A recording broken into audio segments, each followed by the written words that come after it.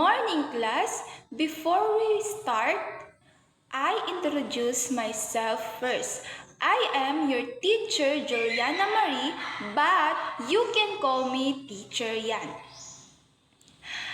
Before we proceed to our new lesson, I have here a picture, and you observe, class, what is in the picture and what is the materials that used in the picture, okay? Now, class, what you observe in the picture? Yes, Lara? Flowers. What else, Casey? Ang stem nahimo sa straw. Very good. Ano pa gid?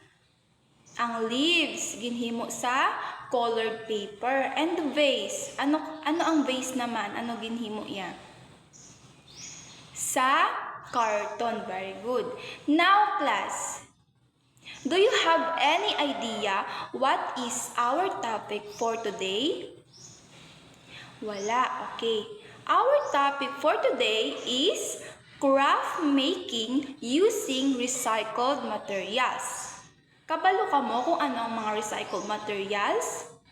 Okay. Dahil kabalo nyo, before that, learning objectives, at the end of the lesson, learners should be able to identify different recycled materials that can be used in craft making and show appreciation and concern for the environment through recycling. And the last is create decorative or useful craft item made from recycled materials.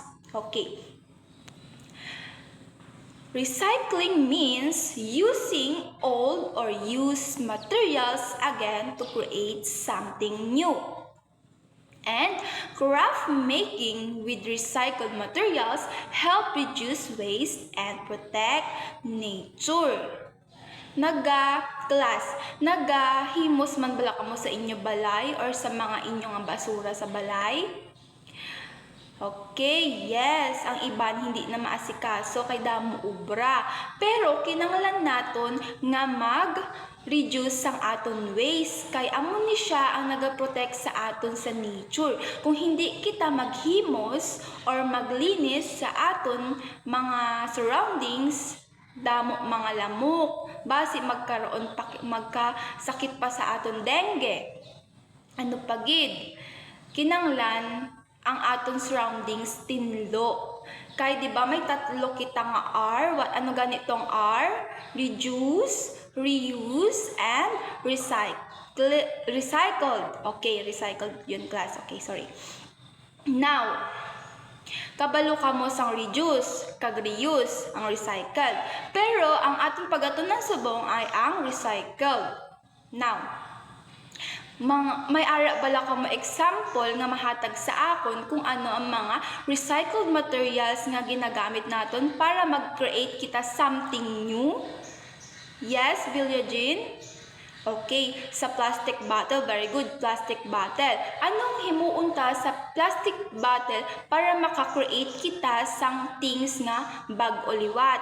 Maubra taton ni create something new. Like, okay, hanging plants. Sa plastic bottle nga ina, maka-create kita sang new na hanging plants. Pintan lang natin siya, kag pagkatapos nabutangan na natin sang mga plants. Okay, very good. Ano pagid nga mga recycled materials na nabalaan nyo? Okay, like to sagin, pakita ko nga picture sa inyo. Ang bottle caps, kag straw. Okay, damo-damo mga recycled materials nga pwede naton magamit ma-craft making. Okay. Kabalo na bala ka mo kung anong recycled materials nga ginagamit naton or pwede naton himuon? Yes, very good, class. Ang craft making, liwaton ko, class, sa importante gid na sa aton para ang mga recycled materials naton maka-help sa aton Safety. Kag nagaprotect man sa aton nature. Okay, very good. Now, I have here a group activity. I will group you in 2 groups. Okay? Now, sa group ni Trixie, group 1 ka mo, and sa group naman ni Casey is group 2. Sa group 1, instruction pamate. Create flower vase in plastic bottles. Then sa group 2 naman, sila Casey, create pencil holder in boxes. May ara ako ginpadala sa inyo sa nagligad nga mga materials para sa aton activity subong. Okay? Okay, very good. Now, pwede na kamo kahimo, kag pwede na kamo ka-create sa mga design kung ano ang inyong nga obrahon nga design. Okay? Sa inyong mga recycled materials nga dala ko sa inyo subong. Okay? Very good. Tagaan ta kamo 15 minutes to make that recycled materials new. Class, ha? Okay, sa instruction ko, class, kung magamit ka mo sang mga watercolor or mga glue gun, scissors, dapat hinay-hinay lang kamo sa paggamit basi bala hindi nyo ma-control how kay basi bala maano kamo da sa safety ninyo, okay?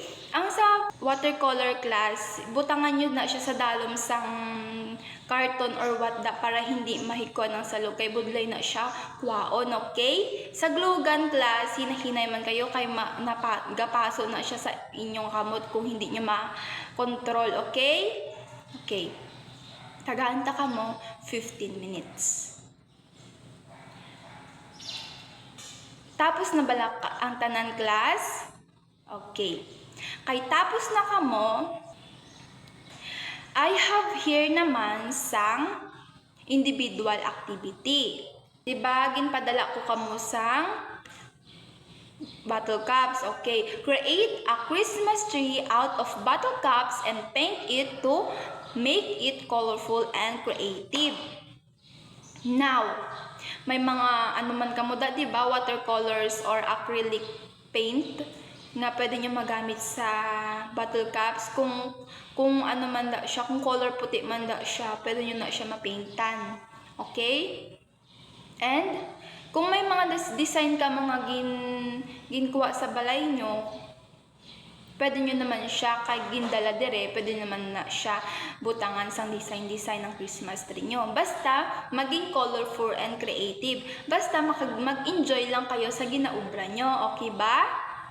Naintindihan ba ang tanan? Okay. Pwede ka mo mag-sharing sang mga design. Kung wala ang inyong classmate, pwede nyo man siya tagaan. Okay? Kung hindi nyo matapos subong class, pwede nyo na lang siya ipuli, kag dito na lang tapuson. Okay? Very good. Sige. And now, ang assignment nyo is create your own design using an egg tray and bottle caps and make it colorful and creative. Okay. Kamu na bahala magpanungdom kung ano ang mga design nyo nga gamiton sa egg tray kag bottle caps. Kay damo-damo man na ma-search sa Google or pwede nyo naman siya in your own design lang, class, di ba? Naintindihan ba la, class? Okay, very good. Now, diri na matapos ang aton klase. Goodbye, class. Okay.